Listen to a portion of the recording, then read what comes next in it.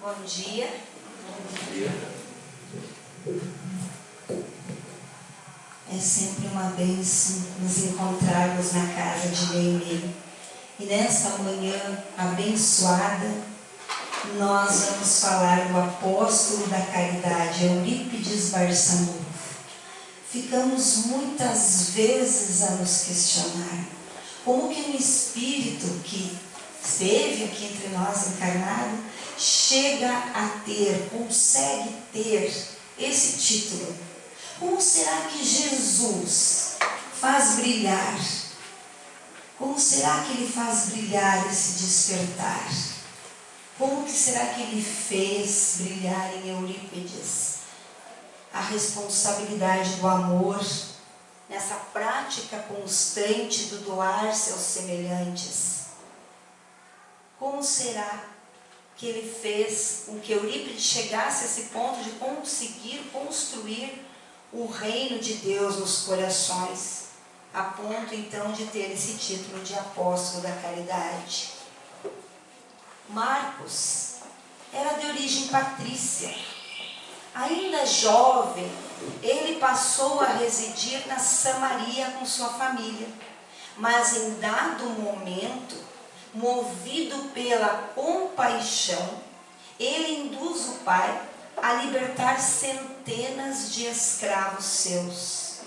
O pai estimava muito aquele filho e cumpre o que ele pede, porém ele é punido, e por isso ele teve que se ausentar. E ao se ausentar, ele então deixa o filho Marcos aos cuidados de duas servas e um casal de amigos. Júlia e Félix, duas almas generosas, receberam como filho lá na Chácara das Flores. Certo dia, apresentaram a ele um ancião de um coração enorme. Ele, esse ancião, era espelho vivo de justiça, de bondade. E a fala desse ancião era toda para propagar a vinda do grande Espírito. Nossos corações se encontram plenos de esperança, aguardando a grande chegada do Cordeiro. A esperança é flor miraculosa que perfuma o ideal, conduzindo as almas ao jardim eterno do encorajamento e da alegria, Manuel. Lisandro era assim que se chamava esse ancião. Ele confiou ao pequeno Marcos que o Pai Celeste então lhe incumbiu a tarefa de preparar os corações para o advento do grande Espírito, da grande estrela.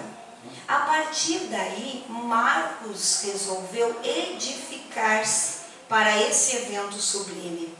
E para isso, então, o que Lisandro fez? Deixou o jovem religioso, o jovem Marcos, aos cuidados de um povo essênio, lá em Hebrom, em que a vida daquela comunidade era um constante hino às belezas imperecíveis da grande espera. Marcos e os essênios. Então ele foi ali naquela comunidade acolhido carinhosamente e disciplinou o seu espírito ali. Nele haviam encarnados, nessa comunidade, haviam encarnados espíritos sábios, espíritos corajosos, que viviam uma verdadeira saga para encontrar o Cristo e ter a honra de servir e de colaborar humildemente na sua divina obra. Mais tarde, Allan Kardec vai apontar lá na introdução do Evangelho segundo o Espiritismo que o gênero de vida dos essênios se aproximava muito dos primeiros cristãos.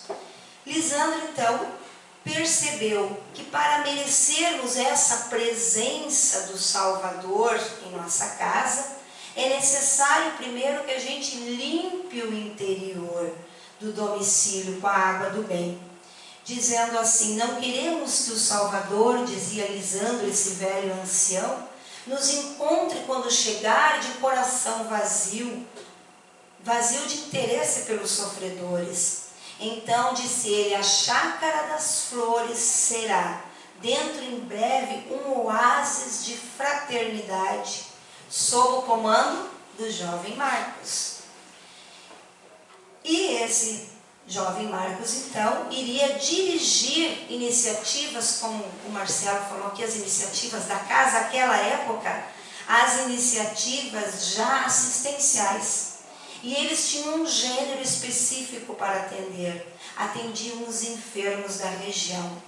Então, dentre aqueles dias lá também de testemunhos, chega no povoado uma terrível doença, acaba assolando o povoado. Foi então que o divino mestre, ainda adolescente, ainda jovem, se dirige à chácara de assistência, chácara das flores. Ele se achava ali, não para os sons ruidosos das comemorações, dos aplausos, das festas, mas para os júbilos do amparo na dor. E aí se dá o encontro do jovem Marcos com Jesus. O jovem Jesus se dispõe a ajudar. E chegando lá na antessala da chácara, não chega como nós, né, que queremos ocupar os primeiros lugares. Permaneceu lá no canto, humilde, enquanto adentrava o recinto o jovem Marcos, líder do povoado. Os olhos mansos de Marcos alcançaram aquele vulto esbelto, que estava lá como uma lâmpada apagada, porque Jesus não queria com a sua luz ofuscar aquele ambiente. E o moço essênio estacou por alguns instantes na contemplação daquele recém-chegado. Depois caiu aos pés, baixou a cabeça e foi sobre os pés do viajante naquele sono empoeirado. Em toda a sala agora vibrava uma atmosfera, era uma atmosfera de místico fervor, que levou os demais também a curvarem a cabeça, porque reconheceram naquele instante a grande estrela pelo amor no olhar. De modo que todos agora cantavam hosanas e davam graças aos céus, abraçaram o labor intensivo na cura dos enfermos.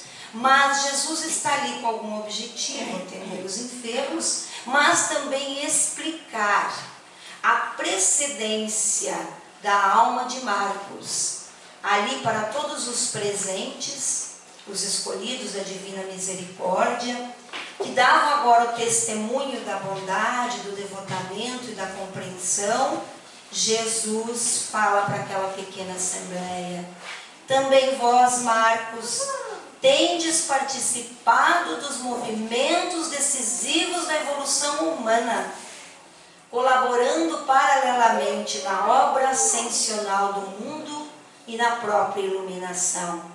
Justificar-se-ia o interesse do coração pela causa do bem comum, se não houvessem laços precedentes, laços anteriores, como indestrutíveis elos na harmonia universal?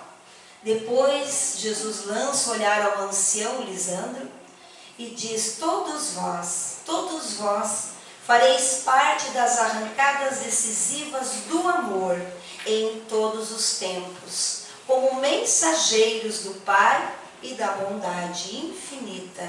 Então ali Jesus expõe a tarefa do jovem Marcos. Marcos, disse o Cristo, repousam sobre os teus ombros fardos de grande envergadura, bem mais delicados que de todos os outros companheiros reunidos. O horizonte está ensobrambado de incertezas, de aflições. É necessário que realizes o fato novo de dourar, de abrilhantar com a coragem da abnegação, a linha de entendimento no coração dos homens. Está disposto, Marcos, à grande tarefa? Foi assim que Jesus fez brilhar naquela alma a responsabilidade do amor, inerente à prática e para a edificação do reino de Deus no coração dos homens. Marcos deu seu testemunho, foi pregando fielmente, foi o servo bom e fiel, foi pregando as diretrizes dadas por Jesus, que Marcos acabou sendo condenado e queimado na fogueira em Nazaré, a cidade do Mestre amado. Torna-se Marcos o primeiro mártir da nova aliança do amor. Então foi dessa forma que Marcos contribuiu para a iluminação espiritual dos irmãos e cooperou para que o amigo celeste encontrasse um caminho mais arejado e os corações preparados para o entendimento da grande lição redentora. Está aí uma parte da resposta, como que Jesus preparou a alma de Eurípides para ser o grande apóstolo da caridade. For Eurípides, então, Marcos, o jovem Marcos. Depois teve outras existências, né? Como nos conta Chico Xavier, ele também foi discípulo de Inácio de Antioquia, que já falamos aqui, aquele que Jesus segurou no colo, aquela criança que veio dar a lição da humildade. Fora também o escravo Rufo, né? Quase 200 anos de cristianismo e vem a personalidade de Rufo, escravo de Roma que viveu nas regiões das Gálias. Disse Chico Xavier, escrever sobre a vida de Eurípides seria quase o mesmo que fazer a biografia de Jesus. Imaginemos essa alma de escola, agora pronta para reencarnar no Brasil, na nossa pátria amada, né? Então, como que se dá isso? Através de um projeto reencarnatório que todos nós trazemos. Quando não participamos, os mentores elaboram para nós. E Eurípides projeta, não ao acaso, a região de Sacramento. Então, haviam muitas estratégias. Quando falamos de estratégias aqui, são estratégias energéticas. E montavam toda aquela região. Quem já foi nas caravanas, né, Manuel, o pessoal aí sabe do que nós estamos falando. Quando a gente adentra, mesmo aqueles espíritos não estando mais reencarnados, quando a gente adentra Pedro Leopoldo, Uberaba ou mesmo Sacramento, a gente sente a vibração. E assim, essa energia estava imantando aquela região.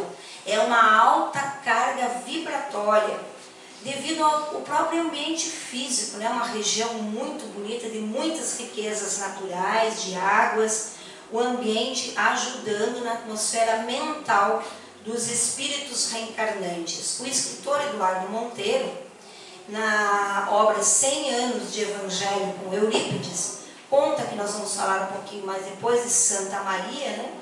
Que Santa Maria, ela está num ponto estratégico, como se estivesse entre a terra e o céu. A ciência moderna hoje já consegue comprovar pela tecnologia avançada o que os druidas e outras civilizações sábias do passado já nos diziam, que a nossa Mãe Terra tem locais de alta concentração positiva de energia. Como a gente vem aqui, muitas vezes a gente busca o passe, não é? O que a gente quer? Fortificar, alinhar os nossos chakras, então os chamados, entre aspas, chakras da terra, onde as vibrações favorecem a saúde física, a saúde mental das pessoas, dos animais, né? E as iniciativas fluem com mais naturalidade. A região de Sacramento é um desses chakras da terra e Santa Maria encontra-se no epicentro. Então há todo um projeto anterior. Era uma vila em 1743, o vigário ele encontra a necessidade de pedir ao bispo autorização para que ali se fundasse uma capela, e depois o bispo então remete um pedido ao rei Dom João VI, e ele autoriza a fundação da cidade. E olha o que ele diz na carta que se encontra lá. Porque ele acreditava, João VI, acreditava que o lugar seria para o bem das almas e de pasto espiritual. Então, Eurípides nasce no dia 1º de maio, filho de Hermógenes, né, chamado de Mugico, e da dona Meca, de 1880, nessa pequenininha cidade de Sacramento. Interessante que a dona Meca, ela se casa quando ela tinha 14 anos. Era comum naquela época, e quando o seu Mujica vai pedir a mão, ela espia pelo buraco da fechadura e pensava assim, né, estremecida de pavor, será esse o meu futuro esposo? Então, desde que nasceu a primogênita deles, em 1876, o seu Mujica teve, não foi nada de pavor, né? Foi um relacionamento em que o Mujica cuidou muito da dona Meca, porque ela passa a ter crises insidiosas, crises que a acometeram durante 30 anos. Com 4 anos, Eurípides já se preocupava com a mãe.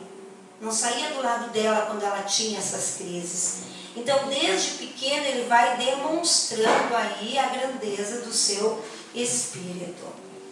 Eles tiveram 15 filhos em 26 anos. Naquela época não tinha água encanada, né, nos eletrodomésticos, não existia essa facilidade. E a casa deles ficava mais ou menos uns 14 quilômetros de distância do centro. E lá pertinho tinha um rio. Nesse rio, Eurípides muitas vezes pescava, vendia os peixes para comprar livros. Olha a nossa facilidade hoje. Entra lá, baixa, gratuito muitas vezes, né? Ganhava então o seu dinheirinho para comprar aí. Ele começa a trabalhar para quê? Para comprar até mesmo as suas roupas. Mas ele não faz isso com o primeiro salário. Ele vai lá e começa a guardar dentro de um par de meia. E com 9, e pequenininho ainda, ele juntou aí 2.000 reais. Ele, 2.000 reais, na época não era reais, era réis. Sei lá quanto que seria hoje. Ele junta tudo e dá na mão da mãe. E fala, caso um dia a senhora não tenha pão. Com 9 anos ele foi acometido por malária. Então aí ó, já começa o primeiro testemunho da renúncia, se desfazendo do primeiro salário.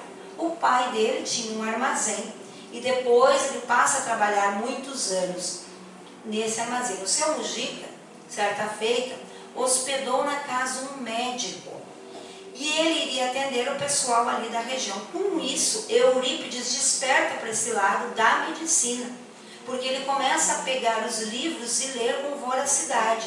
Começou essa paixão pela medicina. Ele também, curiosidades, né, cria grupo de arte dramática, escreve suas próprias obras, monta peças. Quer dizer, ele participa da criação desse grupo que discutia o quê? Filosofia, arte.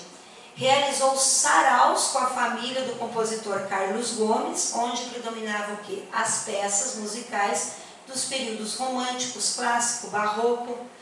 E ele então decide que ele ia fazer sim medicina para curar a mãe. Porque isso afligia muito Eurípides. Desde cedo, então, esse interesse mais era para a busca da cura da mãe.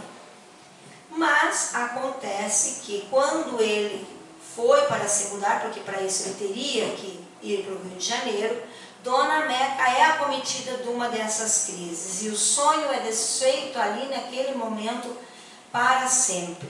Ele decide que não, que ele ficaria ali cuidando da mãe. E isso leva ele a criar em 1897, com 17 anos, a farmácia homeopática, com que ele atendia então os necessitados da periferia que buscavam a sua ajuda. Funda também na cidade de Sacramento, contando aí com 22 anos, olha, muito jovem, junto com os amigos e professores, o Liceu Sacramentano, isso em 1902, uma instituição de ensino primário para crianças e a orientação era católica.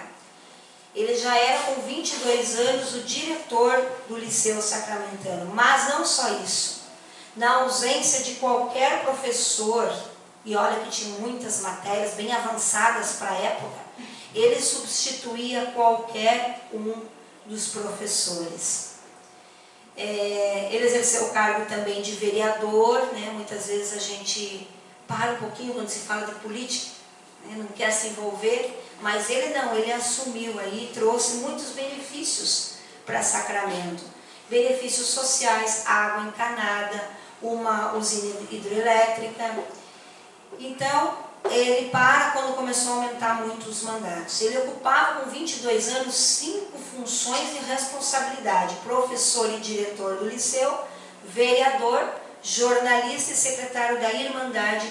Olha que interessante o nome da Irmandade: São Vicente de Paula. Ele iria atuar lá como secretário, né? E ele começa a... Ele sempre tinha muitas dúvidas. Ele tinha 2 questões na vida dele. Uma delas era a cura da mãe, então isso empolgava ele muito. E outra era a questão do Sermão da Montanha. Ele queria entender mais sobre o Sermão da Montanha. E ele tinha um tio, o tio Senhor Mariano, que era espírita. E o tio Senhor Mariano, ele debatia muito. E Eurípides, muito inteligente, né, sempre ganhava a batalha. E o tio, então, que era um homem rude do campo, já estava até desistindo. Até que um dia o tio resolve dar para ele o livro do Leon Denis, Depois da Morte. E interessante que um dos capítulos desse livro aborda as bem-aventuranças. A partir daquele momento, Eurípides passa a madrugada inteira lendo, encanta-se pelo livro, né? Mas naquela época também estava acontecendo muitos fenômenos por essa região, e até hoje é, né, rica de médiums. Chamaram um médium de Uberaba para ver o que estava acontecendo na região, né? Porque aconteciam fenômenos espirituais que eles não sabiam o que era. E ele vem e funda, ele percebe ali o potencial daquela região. O Frederico Peiró era um anarquista espanhol. E ele funda ali em 1900 o primeiro centro espírita. O centro espírita, acho que tem uma foto aqui. O Centro Espírita Fé e Amor. Então, ele apaixona-se quando ele lê esse livro. Mas ainda ele tem dúvidas. E então ele sabia que aconteciam reuniões mediúnicas lá na fazenda, né, em Santa Maria. E Eurípides resolve ir numa dessas reuniões. E vai justamente na sexta-feira de paixão. Pega um amigo e vão, olha só, a cavalo, né, como quase que a estrada de Damasco de Paulo. Chega lá e ele já teve várias surpresas, porque a região, ele percebe, as casinhas, não tinha ninguém. Todos estavam na reunião. E ele fica apavorado, porque o que é que causa unanimidade? E quando ele adentra o recinto, que eles já estavam reunidos, está lá o senhor Mariano, né, fazendo a abertura do trabalho, ele percebe que estava lotado. Só tinham 2 cadeiras, como se estivessem esperando justamente ele e o amigo. E eles sentem, enquanto o senhor Mariano faz aquela abertura, que o Marcelo fez aqui, a prece, o início dos trabalhos que seriam, aquela noite aconteceriam, ele mentalmente pensa: se isso daí for verdade, eu quero esclarecimento sobre as bem-aventuranças. Mas eu não quero qualquer esclarecimento. Eu quero que o próprio João Evangelista venha falar. E que, se isso for verdade, venha falar por alguém que seja completamente, vamos dizer assim, sem condições de ter decorado ou ter estudado. Então ele pede que venha através de Aristides, que era analfabeto. E qual é a sua surpresa? Depois que o senhor Mariano faz a exposição, o Aristides levanta e fala, envolvido por João Evangelista, sobre as bem-aventuranças. Ali seria o ponto de partida para que Eurípides, orientado agora pelo grupo de médiuns, que ele também vai recebendo mensagens, né? Pela mediunidade do tio, ele recebe a orientação do Dr. Bezerra de Menezes para que ele abandone a Irmandade lá, São Vicente de Paulo. Então, a partir daí, ele vai se desligar definitivamente do catolicismo e tornar-se espírita. Imaginemos nós numa cidade eminentemente católica. Ele vai sofrer todas as consequências dessa sua escolha, criticado pelos amigos, considerado louco, muitas e muitas lutas, mas ele, com a fé em Deus, mantém-se firme no propósito de servir a todos aqueles que ali estavam juntos. E é o próprio Vicente de Paula que vem em uma comunicação mediúnica, olha só, a Irmandade levava o nome Vicente de Paula. E é o próprio Vicente de Paula que orienta ele a se desligar definitivamente, a construir uma outra instituição, cuja base seria o Cristo. E ele seria o diretor espiritual. O próprio Vicente de Paula coordenaria a obra e Eurípides o dirigente material. Então, ele começou a frequentar as reuniões mediúnicas e não vai ter tempo hábil de falar de todas as mediunidades que Eurípides tinha. Mas, entre os espíritos que se manifestaram, podemos citar alguns: Sócrates, Platão, Pitágoras, Maria de Nazaré, que nós vamos ver depois, Maria Madalena, João Batista, Paulo de Tarso, João Evangelista, Pedro, Tiago, Mateus, Lucas, Vitor Hugo, Tiradentes, José do Patrocínio, outros tantos espíritos iluminados. E ele tinha vários tipos de mediunidade. Um dia, após uma reunião mediúnica, ele fala para o tio: escuta, o Carlos, ele está muito doente, ele está com lepra, vamos visitá-lo. E o tio fala: mas é no meio do mato que ele está. E Eurípides pede para ir, porque ele estava lá 3 dias sem se alimentar. O tio refuta, mas acaba cedendo, e chegando lá, ele constata que o que Eurípides estava falando sobre Carlos era verdade. Eurípides dá um passe e dá um beijo na testa do enfermo. E aí acontece a sua primeira cura mediúnica. A segunda foi a da sua mãe, tão esperada por ele. Eurípides, então, com esse grande potencial mediúnico, por diversas ocasiões ele ficava ali. Ele tinha uma faculdade muito rara, porque ele sentava, os alunos já estavam até acostumados, porque ele estava ali, só o corpo, né? Ele se desdobrava. E os alunos, muitas vezes, vendo ele assim, daqui a pouco ele voltava e dava alguma notícia, como ele deu aquela notícia que haviam acabado na França. Ele vai lá na reunião que havia acabado a guerra. Eurípides tinha diversas mediunidades. Uma criança nasceu muito doente, Eurípides apareceu sem ser chamado. Desdobrava e ia fazer parto. Certa feita, os alunos já perceberam, ele vai, faz o parto de uma linda menina, só que o pai não sabia que ele tinha ido. E como o parto viu que seria difícil, estava difícil para a criança nascer, o pai vem chamar Eurípides. Chegando ali, Eurípides diz: vai chegar um senhor, ele vai bater na porta, vocês levantam e cumprimentam. Assim se deu, bateu, eles cumprimentaram e ele falou: seu Eurípides, socorra a minha mulher, porque ela vai ter o bebê. Ele falou: eu já fui, eu já fiz o parto, uma bela menina. Ele não acreditou. Então Eurípides disse: então vamos. Chegando lá, a mulher já tinha ganhado o neném. Olha, falou: senhor, de novo aqui, seu Eurípides. Quer dizer, a comprovação de que realmente ele foi fazer o parto. Eurípides foi afrontado em praça pública por um padre, o padre Feliciano, juntou muitas pessoas na praça pública, e ele chama o Eurípides para um debate.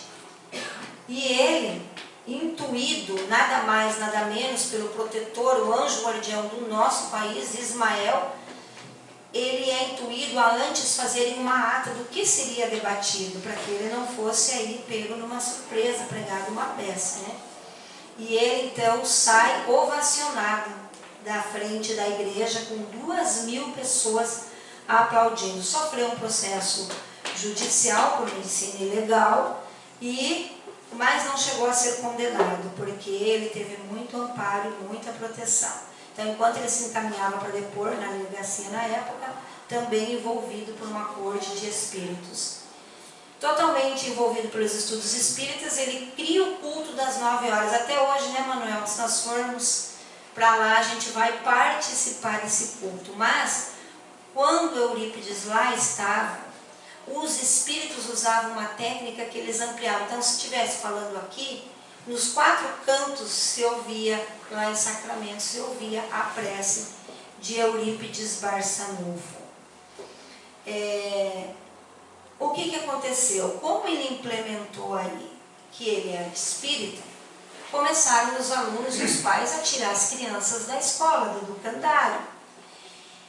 E assim ele senta na calçada, na frente lá, depois nós vamos ver a foto, e ele estava triste, de cabeça baixa, quando ele vê uma luz muito forte se aproximar.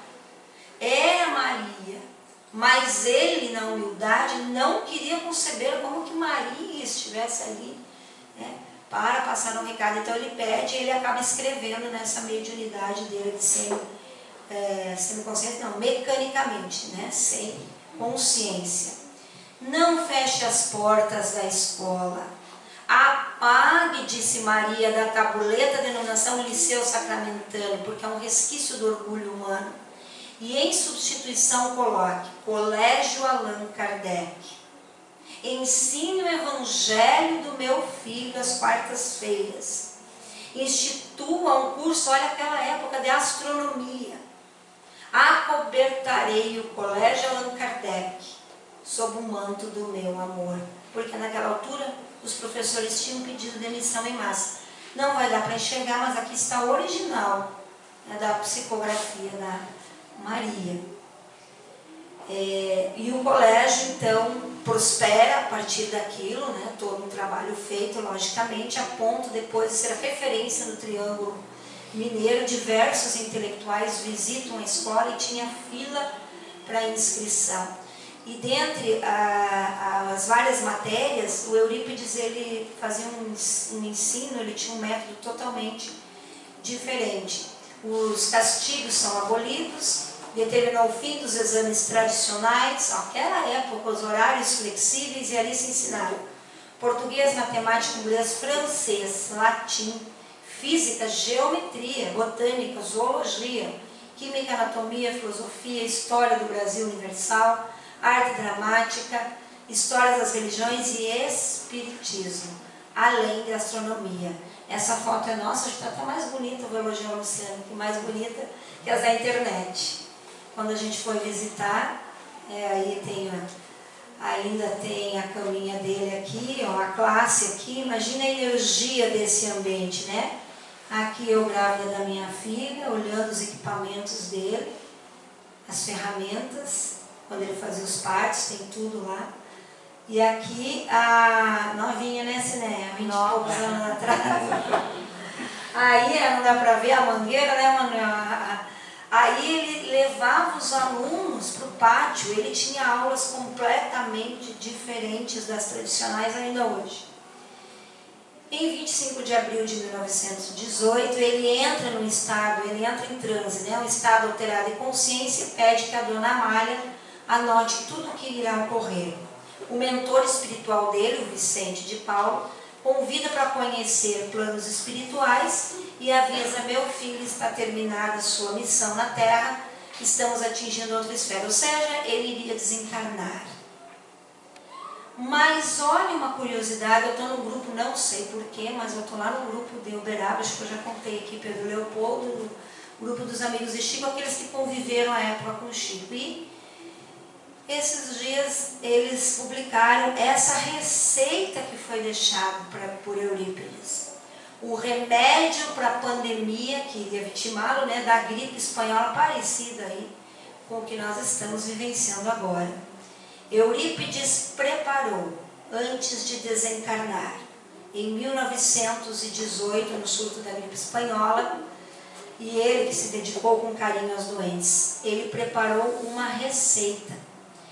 Certo dia, então, Antusa, que era grande amiga dele, percebeu que ele estava diferente, perguntou o que estava acontecendo, ele estava com o rosto vermelho, e ele disse: peguei a gripe. E eu estou com muita febre, muita gente vai desencarnar em Sacramento, e eu também vou morrer. Mas eu deixei um remédio, e quem tomar, mesmo pegando a gripe, vai sarar.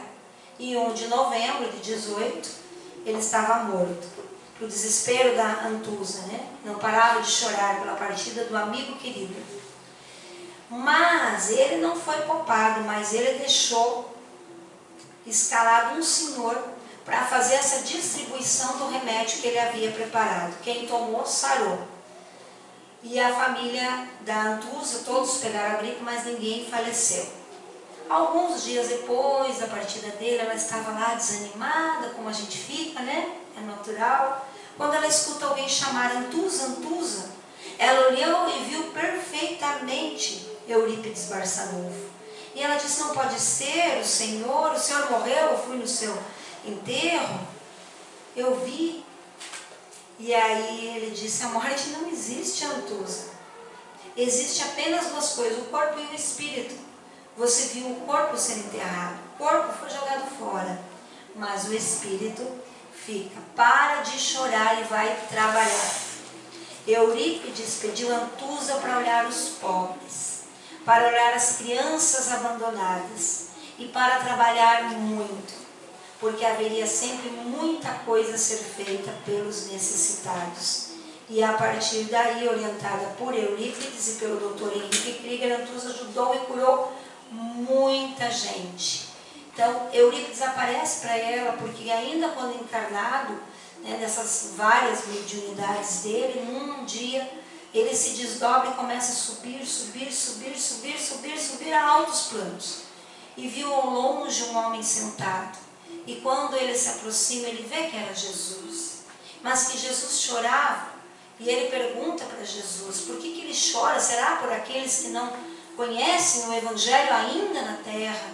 E Jesus diz, não, Eurípides, eu choro por aqueles que conhecem o meu Evangelho, mas não o praticam. Então ele vem a Antusa pedir que pratique. Eurípides desencarna, e aí ele vira notícia, a vida de Eurípides Barçanufo é de fato, um santo raro na história da humanidade, compenetrado dos elevados sentimentos de caridade e de amor ao próximo, só procurou fazer o bem pelo bem. Então, quando ele chega no plano espiritual, logicamente ele é recebido, como nós vimos aí suas existências passadas. Quantos amigos, quantos não hão de nos aguardar também na esperança que sejam mais afetos do que desafetos. Mas no caso de Eurípides, uma pleia de espíritos estavam aguardando em festa. Dentre eles, Bezerra de Menezes, São Vicente de Paulo e Santo Agostinho. A família material de Eurípides ampliou os laços assistenciais, criando escolas, centros espíritas, centros assistenciais. Quando a gente vai a Sacramento, a gente tem uma visão sobre essas obras. Prossegue o apostolado no plano espiritual, como vemos em mensagem que Chico Xavier recebe do próprio Eurípides no dia 30 de abril de 1950. A nossa marcha continua e, como sempre, irmãos meus, confirmo a promessa de seguir convosco até a suprema vitória espiritual.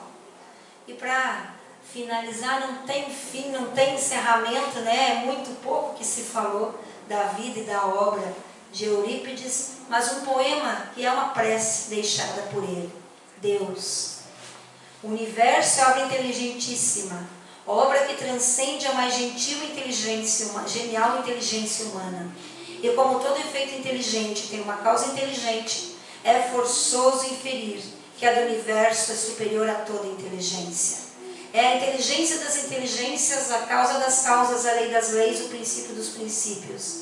A razão das razões, a consciência das consciências. É Deus. Deus, nome 1000 vezes santo que Isaac Newton jamais pronunciava sem descobrir-se. É Deus que vos revelais pela natureza, vossa filha e nossa mãe. Deus, reconheço-vos eu, Senhor, na poesia da criação, na criança que sorri, no ancião que tropeça, no mendigo que implora, na mão que assiste, na mãe que vela, no pai que instrui, no apóstolo que evangeliza. Deus, reconheço-vos eu, Senhor, no amor da esposa, no afeto do filho, na justiça do justo, na misericórdia do indulgente, na fé do pio, na esperança dos povos, na caridade dos bons, na inteireza dos íntegros. Deus, reconheço-vos eu, Senhor, no êxodo vate, na eloquência do orador, na inspiração do artista, na santidade do moralista, na sabedoria do filósofo, nos fogos do gênio, Deus, reconheço-vos eu, Senhor, na flor dos vergéis, na relva dos vales, no matiz dos campos, na brisa dos prados, no perfume das campinas, no murmúrio dos montes, no rumejo das francas, na música dos bosques, na placidez dos lagos, na altivez dos montes, na amplidão dos oceanos, na majestade do firmamento. Deus, reconheço-vos eu, Senhor, nos lindos antérios, nos íris multicor, nas auroras polares, no argêntio da lua, no brilho do sol, na fulgência das estrelas, no fulgor das constelações. Deus, reconheço-vos eu, Senhor, na formação das nebulosas, na origem dos mundos, na gênese dos sóis, no berço da humanidade, na maravilha, no esplendor, no sublime do infinito. Deus, reconheço-vos eu, Senhor, com Jesus quando ora, Pai nosso que estás nos céus, ou com os anjos quando cantam glória a Deus nas alturas. É uma alegria imensa falar deste Espírito que disse: o amor é tudo que temos, é o único caminho pelo qual um pode ajudar o outro. Então, como bem disse nosso irmão Marcelo, nessa hora que vivemos, ele vem nos trazer coragem, coragem de viver, coragem de servir com alegria. Muito obrigada por essa manhã abençoada.